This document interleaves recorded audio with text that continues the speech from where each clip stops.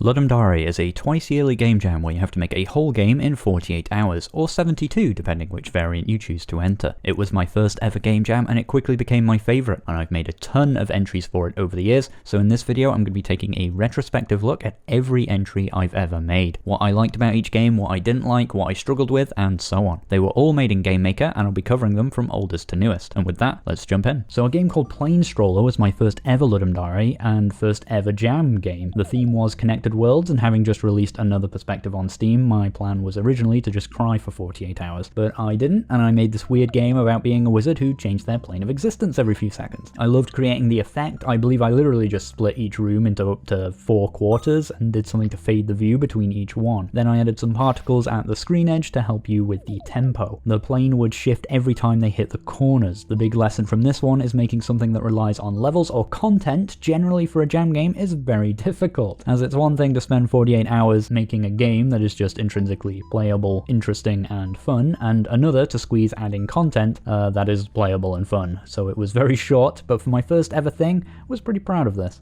Box was a game made for the delightfully awful theme, entire game on one screen, another 48-hour compo entry where I wanted the whole game to be interconnected. So not only do you break and remake the whole game world in order to reach goals in a sort of 2D Minecraft way, I also made the exit button and volume controls an interactive part of the game. I wish there was more to this gimmick somehow, but that was kind of it. Monsters eventually appear while you have to keep reaching randomly placed goals. The faster you did it, the better your ending score, I think. I kind of wish the ending screen was more integrated somehow rather than having this transition occur. The snowman was a joke reference to the fact that the jam theme was very almost voted to be a single snowman emoji, which honestly even that would have beaten this disaster of a theme. But despite how much I hated this theme in particular, I think this was a really nice entry. It placed 50th overall, which is certainly not bad for my second attempt. A gun that shoots bees might be one of the best jam games I've ever made, especially considering it was a 48-hour entry. Surprisingly polished, flash-drawn graphics with a simple but fun game loop, this is the jam where I decided to stop trying too hard to be experimental or unique and just go with my gut and make something simple and fun. I should probably do this more often. The theme was an unconventional weapon, and it's just a wave defense game where you shoot bees at bears to defend a beehive full of honey. You can gather nectar from flowers to upgrade your bee gun, and eventually there are different enemy types and even a giant boss bear. It's wildly complete for what it is, and it's full of wonderful bee puns. It placed 4th for fun and 8th overall. Extremely proud of this one.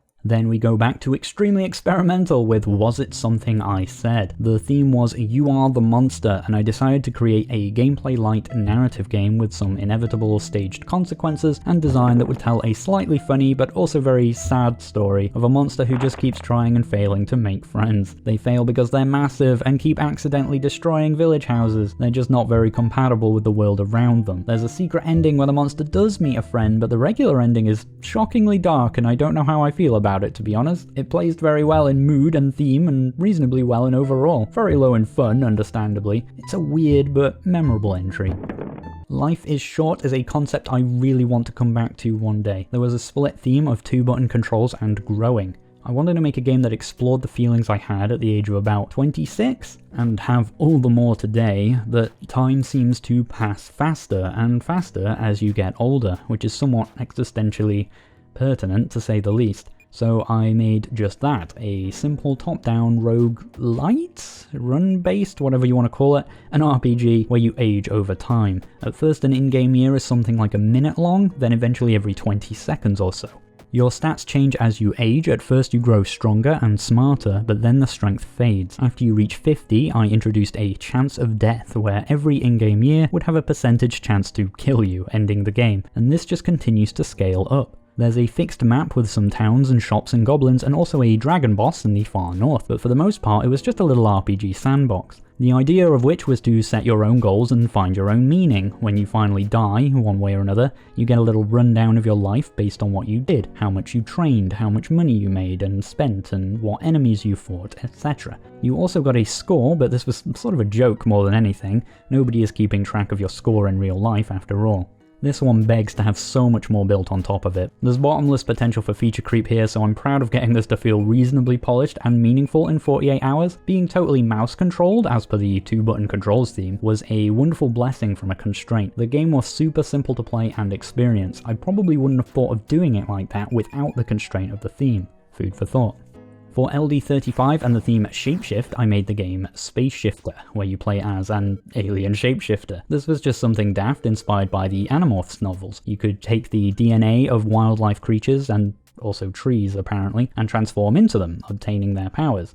I'd also like to point out the frog in Mario Odyssey was extremely stolen from this obscure 2016 jam game. Expect to hear from my lawyers, Nintendo. Now for real though, I'm really proud of developing some interesting but simple platform mechanics from creatures like chickens and frogs that let you reach new places. This game actually placed first in theme and third overall, which is sort of insane to me. I didn't think it was quite that good, but I guess it is as on theme as you can get. It's shapeshifting. Now for a special one. The theme for LD36 was Ancient Technology. I had no time to enter this event properly, at least with a 48-hour combo. I was at a family gathering for most of the weekend and had to travel up to Scotland for work on the Monday, but I'd been on a roll. I hadn't missed a single Ludum Dare since I started, and I had an idea for the theme that was very simple, so I decided to see what I could do anyway. In a combined total of about 7 hours, I made 1995, a game that simulated a default Windows 95 desktop that immediately throws errors on trying to interact with anything.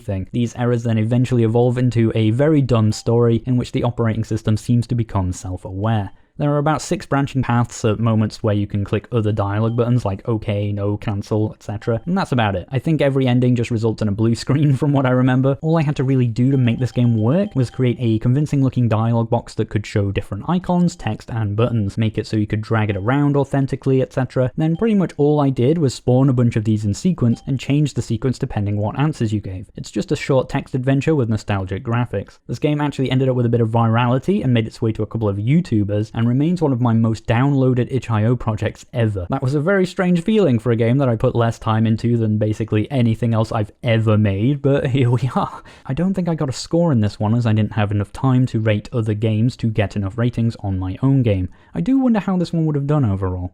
Making Things Okay. This was a game about the meditative nature of cleaning up. Even though it's a task many of us, especially my ADHD self, have a tendency to neglect or put off, when you get into a flow of tidying things, it can be very therapeutic. Even if it's a procrastination, even though it's never ending and things just get dirty again anyway, there's something meaningful about tending, cleansing and repairing. Just slowing down, putting things away, looking after things. So that's what I made. So I didn't really go into this one aiming for a typical fun experience and knew it would not really do well in ratings. It did place 46 for graphics. I think these days I go for pixel art too often and should try to revisit flash-drawn vector stuff more than I do. I think I was developing a nice style with that which I should practice more. It's just easier to find and lean on pixel art tutorial resources and software. The problems with it are more widely solved. Vector stuff you're a bit more on your own, it feels like. I think which is why pixel art becomes the comfort zone. This game also got included in Meditations project and pops up every November 17th to be playable for that one day. Those are all of my Ludum Dare jam games from before 2017 when the site was remade as ldjam.com. In the next part I'll take a look at my more modern jam entries. Overall I'd say I got more ambitious as time went on, not necessarily more successful, but I'll let you be the judge as and when. In the meantime I hope you enjoyed this one. Thank you to my patrons for funding what I do, and thank you ever so much for watching till the end. Catch my live streams every Friday here on YouTube and also on twitch.tv/SeanJS. Until then, I'll catch you all next time.